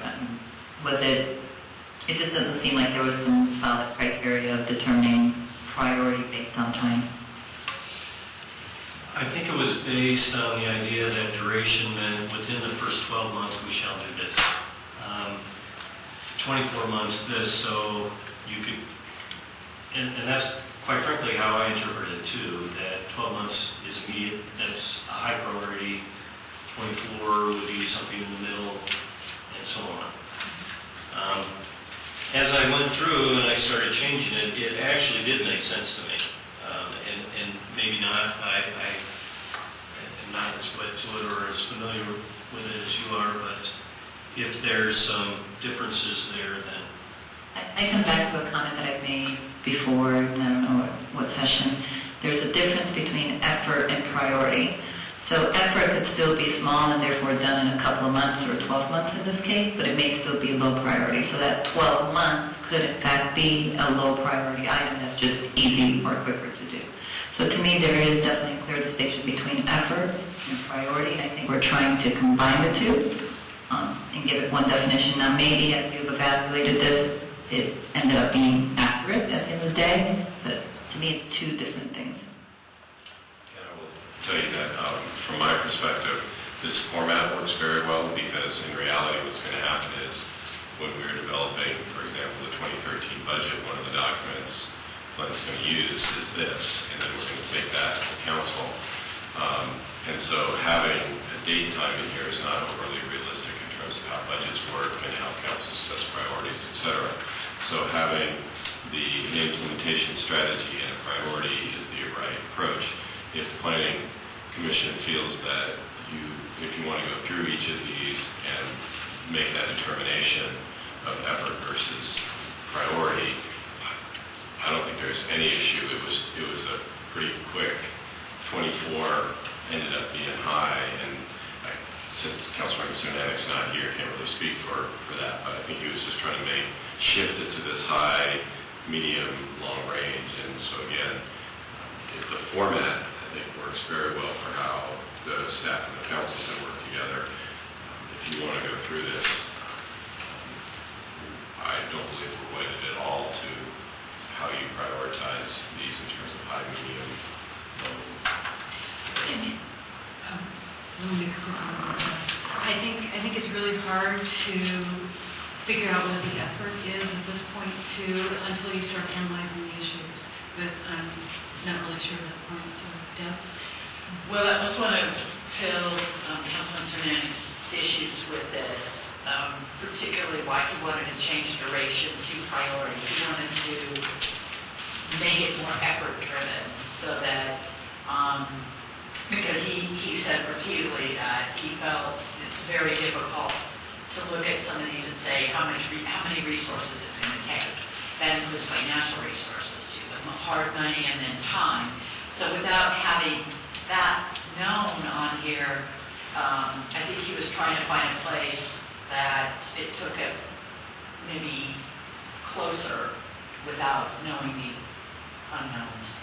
It's almost suggesting if it's a high priority, that's what we'll focus on first, and then as we assess what it's going to take, then that will dictate time, effort, etc. Yeah. Okay. Matt, sorry. Yeah, so I guess the other thing I suggest is having extensive background in project management. I know that life changes, priorities change, things like that, and so I don't think this document is the right place for this. I don't think this should be published. I think this is something that should be outside of the document, perhaps on a website, something, because you don't want to republish this every 6 months when we change priorities or add priorities, which is what's going to happen. So, I've got a note on here that we did pass an amendment to move the implementation summary to an ancillary doc. That was a approved amendment. Council? Uh-huh. Okay. That didn't make it into the council recommendations. It's sort of my copious notes. Do you know that, and to me, this, I think one of the reasons we felt strongly initially to include this, was because we needed some kind of evaluation tool of the progress of the plan, and previously we weren't evaluating the progress of the plan, and this would, incorporating it into the plan will allow us to do that. yeah, and so don't take my comment the wrong way. I think it's important to have a plan, and with organization like this, I think it's important. I'm just saying this type of thing is a living document, and that the comp plan is supposed to stand for 20 years, right? I mean, this type of thing is going to be changed all the time. I'm just saying under different cover, published on a website, part of a Microsoft Office project plan, something like that. I just don't think it belongs in this document. So I would agree, with removing it from the document, having it stand alone as a separate document. The other thing we're going to find is as we go through the other 5 areas, we're going to add to this, because the city has a lot of priorities, and we're going to say, this priority applies not only to the downtown neighborhood, but it applies to, District 2, and so, I mean, I just think it's too narrow to put it in the downtown neighborhood. In our last meeting, we were told that council was wanting to do like Deb was saying, putting it in a separate document. I believe that was Dennis that told us about that. Well, and ultimately, as we present our work plan to you, this will be part of it. And we had talked about the idea of a parking lot. I mean, could be another portion of that parking lot that, as we review the work plan, we'll show you this.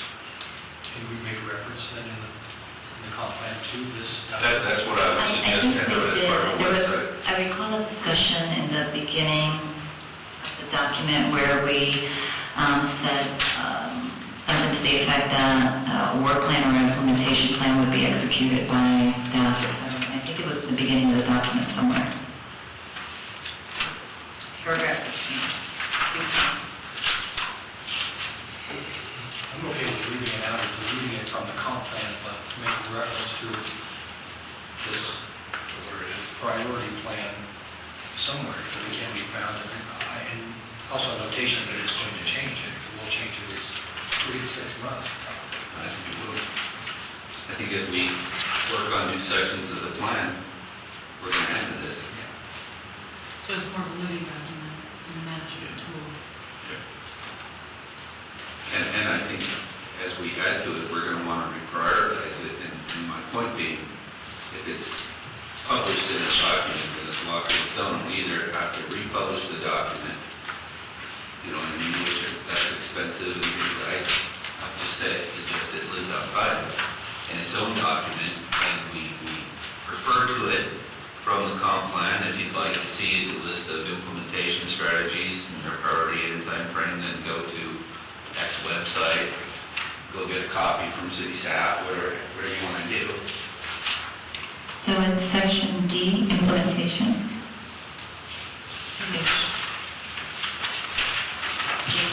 Page 6. When we deleted the implementation section, we moved the introduction to the implementation section to the introduction, and that's what Quinn is looking at. Yeah. So let's take a look at that and see if we feel comfortable with that language.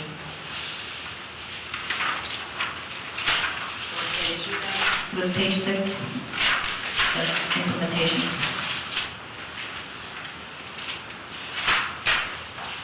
And the last paragraph reads, implementation is always influenced by business cycles, competing needs, unanticipated opportunities, and available resources. That's a disclaimer. What page are you on? C6, page 6. Yeah, never got it. Yeah, page 6 in the final, yeah. Final. Yeah.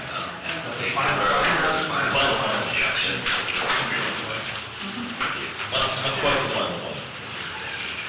Yeah, the semi-final.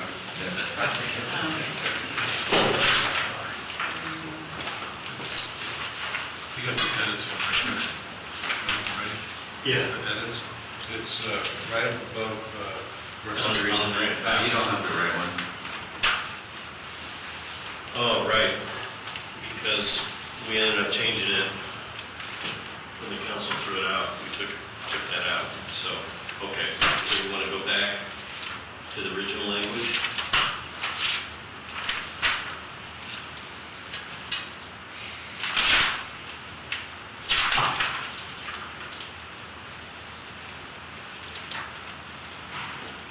So the language in here that I think is trying to address Matt's comment about the implementation plan being something that changes.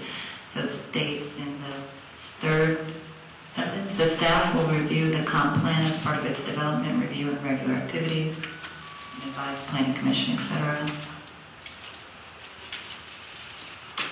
And then, like I said, the last paragraph where it says implementation is always influenced by business cycles, competing needs. So it speaks to it being changed over time. But I guess what I'm saying, so I agree with that, and all I would do is say, you could add a sentence to that referring to, if you'd like to, see our current implementation plan, go to X website, come down to the city and get a copy, however you want to publish it, but The one being non-existent in years. Well, to be safe, we might say in the community development department or something. Implementation. That's good. So, what is our motion? We're going to add language to paragraph D, page 6. Can I play devil's advocate just for a Yes, second? please. So I agree 100%, as I just said. I mean, the reality of how this is going to get implemented is going to be staff evaluation, time and resources, and the council priorities. And so we all acknowledge that. The devil's advocate piece is, if we're adding, it kind of goes to the map conversation we had. And if you want to have a date stamp, if you will, saying that when you made this recommendation, when council adopted it, these were the implementation strategies, maybe even get rid of the priority, but you just have that list. It's in the same document, and it doesn't make somebody have to go somewhere else to find something else. And certainly from the web aspect, we're updating our website, we're hoping to make it as clean as possible, but still as someone who doesn't like to go to multiple places, it's kind of the argument to have the appendices in there, because the reality of whether the appendices have been approved or are approved by the council, we as staff still need to have that, because we're going to get questioned on what was the background, why were you thinking this and that. And so there's some benefit, I think, to just having it in there, acknowledging that it's only valuable, or it's only true at the moment in time that it's adopted, because by the time the ink dries on it, we may have deleted outside commercial parking in R5 zone. But again, it's that date stamp concept, and so you still might want that separate one, as Matt said, where there's the totality of the to-do list that's occurred, but if each sub-area plan has at its moment in time, just might not. I agree with that. I think it's about, this is a point in time and what the priority was at this time and what the implementation plan is. But I think it is still very important that we let it be subject to change and have a reference point. But I think it's good to have that history of our starting. Otherwise, we'll lose that 5 years from now, 2 years from now, 2 weeks from now. And I think that was the point we originally made, is to keep that in front of us so that we have that management tool. So then the recommendation would be to add language, say, refer to Community Development Department for future changes, or that's the only thing we have to. Current implementation strategies. Do you guys like the ongoing and long range? You guys have been shortening the language. I'm curious whether you need syllables. I'm here to help. So are you moving that we refer to community development for ongoing updates to, do we add it to the note on appendix B? Or do we want to add it to the introduction where you look at page 6? I don't know which one makes more sense from a concept. I Are don't. we talking about retaining it as an appendix then? Is that? Yeah. So the recommendation is that appendix of the implementation strategy stays in the document, but that a footnote be added somewhere in the document that says, refer to community development. For a current. I think that should be at the beginning of that appendix, so that Exactly. if somebody just flips back to the implementation, they don't miss that sentence that says this may be Yeah. obsolete by the time you read it. Probably. Okay, so what about the high, medium, ongoing, and long range? Do we want to include that in the motion? Yes. Yes, that's Okay. I agree with Mike. What is ongoing and long range? Well, I think it was one of those ideas that you mentioned. It could be a long-range issue, but if we see an opportunity today, we'll jump on it. So, and let's just look at one. Improve pedestrian environment along Curtis. There may be something that raises its opportunity and might not take a lot of reference or a lot of resources to do that, so we'll just do it. But we also know development of a street could take a very long time. So I know I struggle too, ongoing and long range. It's like, which one? But Well, it could be ongoing or long range. Does an ongoing imply long range? Because it's ongoing. true, doesn't say we're going to stop at some point. What and/or? I think the intent of this one is this is just part of your ongoing review, your day-to-day Right, as we do evaluation, business. whether it's a month long or 3 years long. I would recommend just keeping it as ongoing. And deleting long range? I don't think there's a need to set a time for it if we're, Okay. Okay. And as you guys have stated, Glenn's going to have the active version of the Microsoft project that has everything that you keep adding to it. And hopefully he'll have a completed date at some point on something. All right, so It's going to be a whiteboard. we have a motion to add language to refer to the Community Development Department's for any ongoing updates at the beginning of the appendix C. Include the recommendation, include the implementation strategies, and change ongoing, or keep ongoing to ongoing. Change the other 12. And- 24 West High and. Right, 6 and- West Median. Yes. I think we're also going to want to change some of the sustainability implementation strategies since we changed that substantially in Based on- policies. We would take it out. And I would take out the last 3 there and put those in the parking lot. And then the first 2 probably should be changed to, Last 3 there. oh, I okay. think he's done that. Like, you see them straight in the mall. The document that you have. But isn't this a place where we could put, implement or develop a sustainability policy for the citywide compound?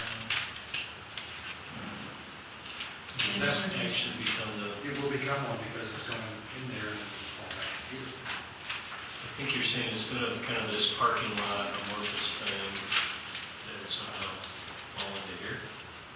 It has to be in front of the document for it to go back to the. But there is a So if it's in city here, policy. then it will fall back to. There's a policy, but what these are the implementation actions, which we didn't have any in sustainability as we amended it. I guess I'm saying The that the idea- implementation strategy could be to develop, so the motion we were talking about making to start to develop To address sustainability in an overall. Right, that would be an action item. That doesn't need to be in the downtown. Yeah, I guess that's the question. That's in the parking lot. He's got the parking lot there. I see. Right. You're gonna drive it out. That makes sense, okay. So, are you ready to vote? All those in favor of all those recommendations? That is unanimous. And then let me just ask real quick, so we agree to delete the implementation strategies as Glenn updated based on our discussions this evening. Right? And the deletion shown, should I delete it? Like, So it's the same thing, or, Yeah. so that takes us to Sycamore Street, and we've got 6 minutes. okay, I think. Or more. The planning commission, I think, specifically had in mind 4 major streets as being multimodal, and we need to treat them differently than the remainder of the streets. And I think as council read that, why not make more streets? And they had it in Sycamore Street, but it kind of diluted, I think, what your original goal was, and that is we have 4 major multimodal streets that kind of outline the downtown, and we should treat them differently, and in fact, develop some site and streetscape design templates for those streets. So our recommendation is basically we keep it as written. Now, one thing that was kind of my issue is as I read it, we talk about multimodal streets and what's good, but we start out with talking about land uses and building forms along those streets, whereas we're ultimately going to address that through LU8A and LU8B. So my staff's recommendation would be that we just start out LU8 as Main, Prince, Alamo, and Curtis streets, our multimodal streets, and the principal circulation routes for vehicles, pedestrians, and bicycles, and then keep the same actions underneath that. So in essence, it takes it back to what you originally proposed, other than I guess as I read it, the requirement that land uses and building forms kind of seemed incongruent with talking about multimodal streets. So can you repeat your recommendation? My recommendation is that we keep LU 8A and 8B as was originally written, but we clarify the beginning of the goal to just state LU 8 as Main, Prince, Alamo, and Curtis streets are multimodal streets and the principal circulation route for vehicles, pedestrians, and bicycles. And then we implement it through developing a site streetscape design templates for those streets. We incorporate it into the downtown design standards, And we improved the pedestrian environment along Curtis Street with continuous wide sidewalks, street trees, and so on. What do you guys think? That's pretty much the way we have, isn't it? Yeah. Is that, we go back to the, It is. The only thing that I took license with is removing land uses and building forms along the streets. Because the rest of the implementation talks more about the street and how you implement a street to make it more pedestrian friendly, more transit friendly, that sort of thing. As I recall, the conversation around the land use and building forms had to do with the recognition that scale and setbacks and heights and that type of thing really does have a meaningful impact on the feeling of the street in terms of its pedestrian friendliness. I think this does focus on the street right of way, and it says, okay, well, a multimodal street accommodates vehicles, bicycles, pedestrians, more or less equally. However, it ignores the fact that the adjacent land uses have something to do with that. So I'm not really advocating as much as I'm reflecting back on the conversations the Planning Commission had around that issue and the distinction there.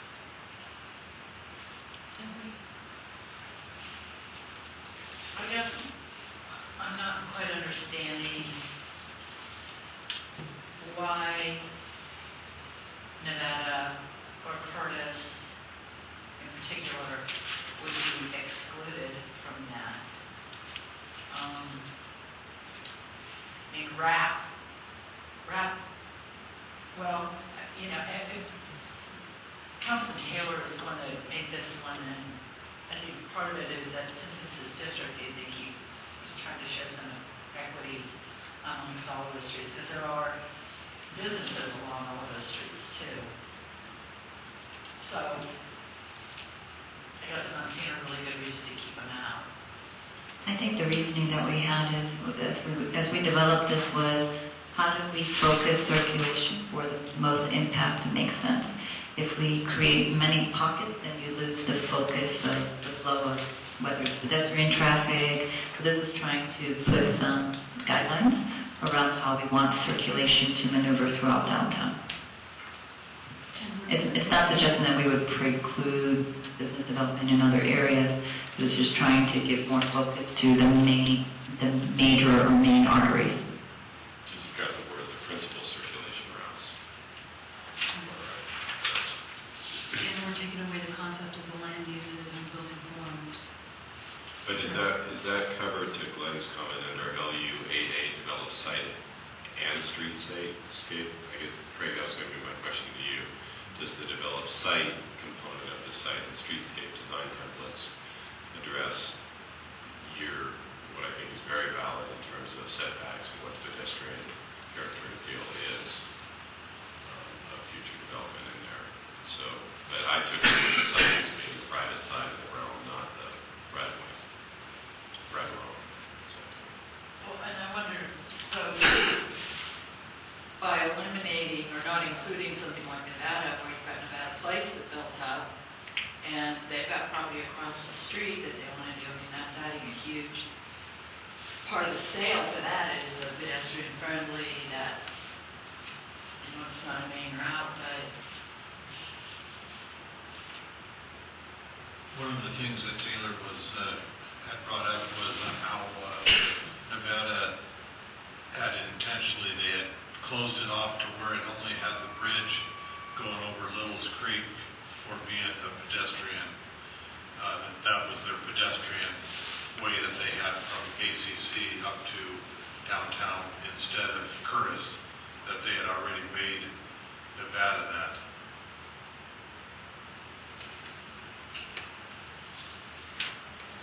Any other comments or suggestions? Nevada wouldn't be multimodal if the only way to get across there is on a Fine. Yes. But that's his complaint that he was having with Nevada, or that with Curtis, that he wanted it to. Yes, he wanted it to be Nevada because that's the pedestrian. But you're not going to get a lot of cross traffic up and all the way through the city on Nevada. Correct.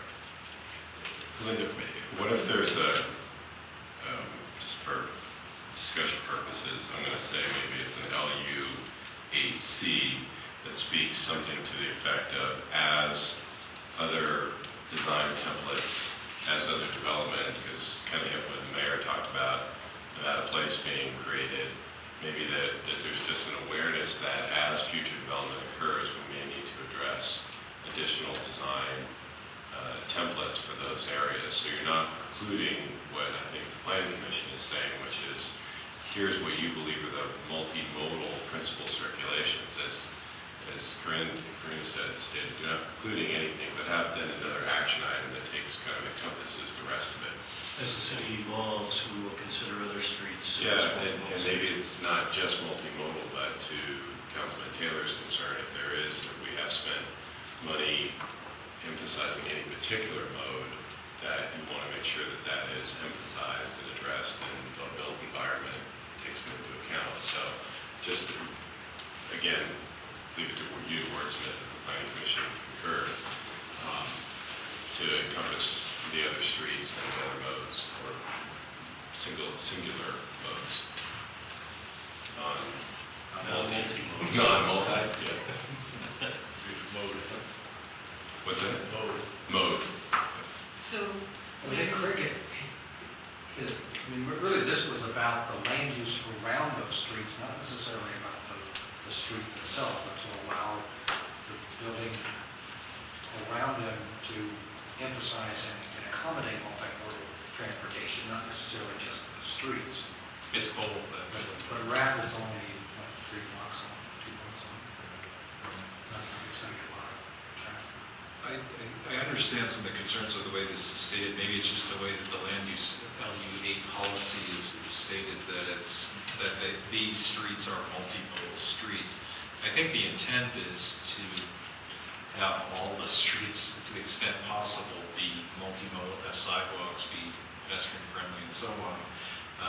I think the principal circulation is the key, and in urban design, it's always good to have sort of a hierarchy where you have primary and secondary levels of streets. But I can see that where this could be a concern to sort of business owners, where, well, you're not going to focus resources on my street, why not? I don't think that's the intent. The intent is to create or identify those ones that are really already functioning as the primary circulation routes, Prince, Alamo, Maine, and to a lesser extent Curtis, which does make sense because it does go all the way through. Raise those to a level where they do accommodate vehicular, and that's why Nevada dropped off, that they do go all the way through Main Street, which is why RAP and Nevada kind of fell off as we went through that.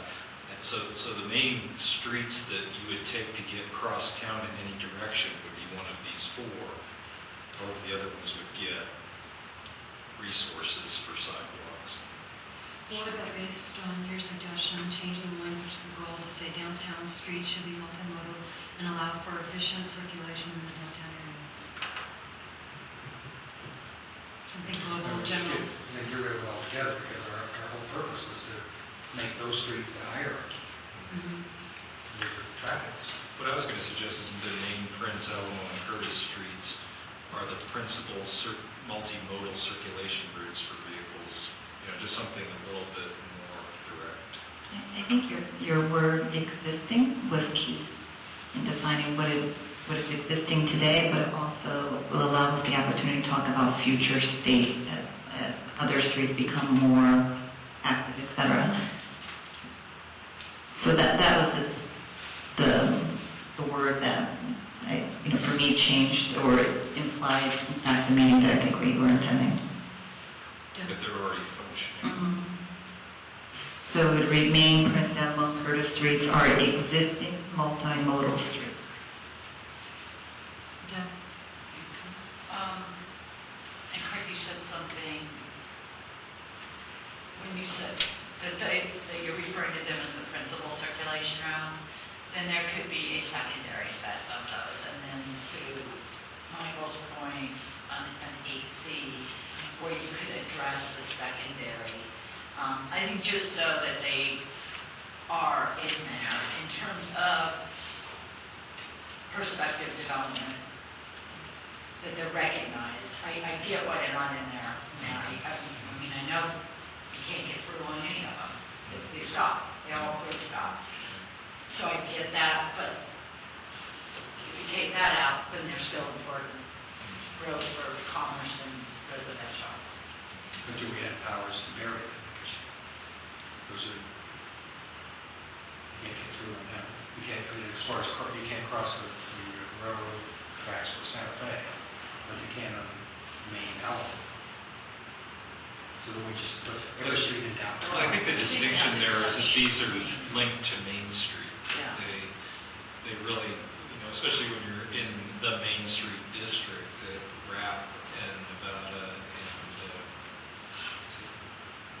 Sycamore. do function as important connections back into the neighborhoods. But I think powers and barrier are different animal in terms of this hierarchy. So I'm not sure how to change this. I think it's adding that 8C to address secondary circulation routes. So something like as the city evolves, the city will consider additional sites and design templates. But I think there's two different issues there. There's one is as the city evolves, as new developments come online, this needs to be reevaluated. But there's also the one that recognizes immediately that certain streets are secondary multimodal streets within the downtown. So would that be LUAT? Well, the roads LUHC is as city evolves, will evaluate the hierarchy, realizing that RAP, Sycamore, Nevada are currently secondary. Multimodal routes. Like that.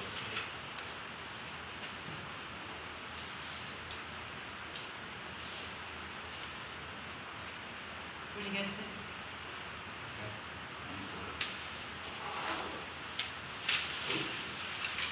Sure. So we want to add an LUAC. Are you voting on everything? Just the LUHC. Okay, the LUAC, you got it there. Okay, so all those in favor of adding the LUAC? That's good. And then that brings us back to the goal. Yeah, I'm fine leaving that language in. I understand the issue it's too, we don't really get into discussing what to do with land uses, but again, it would be one of those things you look at as somebody coming to rezone with a PDO. That's whether you encourage in the PDO process the maximum setback or the minimum setback. And very often the minimum setback, at least traditional neighborhood design or new urbanism or whatever, is bringing it closer to the street to make it more pedestrian friendly. So I think the adjacent land uses are as important as what happens within the right of way.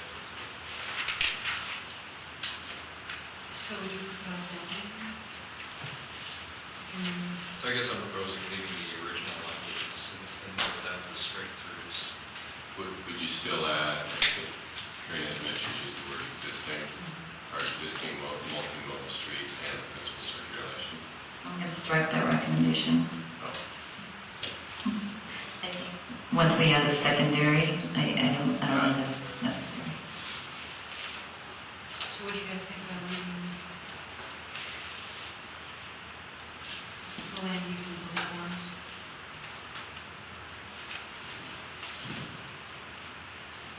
I'm fine with that. Should we take a vote to retain the existing language on LUA? So that is all in favor? And then, how about LUA and LUB? I think if you're done, right? Yeah. You're noting that we're They didn't change it. Okay. So that takes us through the main recommendations. Can we talk about the process to, so we can affirm and you guys can at least see what Greg and I recommended that we approve in terms of the numbers in the staff report? I mean, we can send you a document of all the, what we recommend approvals, because we've only touched, the top 11 issues here. And if we send you a document on what we recommend approval and get your agreement that these are what you think, or you guys agree with what the decisions we made. So we'll send you a document on that. Yeah. I think in general, what we discussed was trying to group the ones that were non-controversial, or at least that we perceived were non-controversial, into one motion. And then we did whatever discussions necessary on those and adopt those, and then go through these ones that we discussed tonight, one by one, and adopt those. And then from your previous recommendation, the only one that really applies now is the definition of sustainability. I think you talked about adding, but not limited to, energy use, waste management, water use, and air quality to the definition. So, And Glenn and Linda, is the intent here, or this is both the statement and question, that the Planning Commission would review these additional pieces, we would get you a clean version for your next meeting? So you've got a for the final motion. for the final motion, okay, and then we'll schedule it for the following council meeting. Once you guys have had that final meeting, we'll have it, it'll say final on it. A real final. This one is it. They're finally. Okay. So at our next meeting, when we do the formal approval of it, will it just be a one blanket for everything? Well, I would see there would be possibly 3 motions. Isn't that what you're talking about? You want me to define out, because you talked about, here's the changes council made that we're in support of. Here's what we'd like to change, which is all the things we discussed. And then there's the sustainability one, and then perhaps we have a motion about parking lot. So I would see potentially 4 motions. Since it was remanded, we can probably don't have to debate this here, but couldn't it be just, since this was a work session with direction, essentially to staff through these individual votes, couldn't they just, since it was remanded in its totality back to the council and to the planning commission, just have them adopt that in its totality and not, here's what we agreed on, here's what we'd like to see change, because they've essentially done that tonight. And then there's the additional 2 motions that you just spoke of relative to sustainability and any other pieces you want to ensure don't get lost in making those statements. And those may be just motions that are, again, don't go to council relative to the plan, but are just made to ensure that staff has directive. So in essence, recreate the document with all the changes. And then Yeah, or it's really just a final with a governmental identifying those changes. But yeah, you guys can figure out the right. So that would be easiest. I think that there should be a document that kind of steps through the process we just went through, where, because council isn't going to know what we changed or why we changed it. And they'll get it in their packet, and they'll have an opportunity to spend 4 days with it. So the more thorough and detailed we can be in that, the better result we'll have at the meeting. So a new version of this, probably.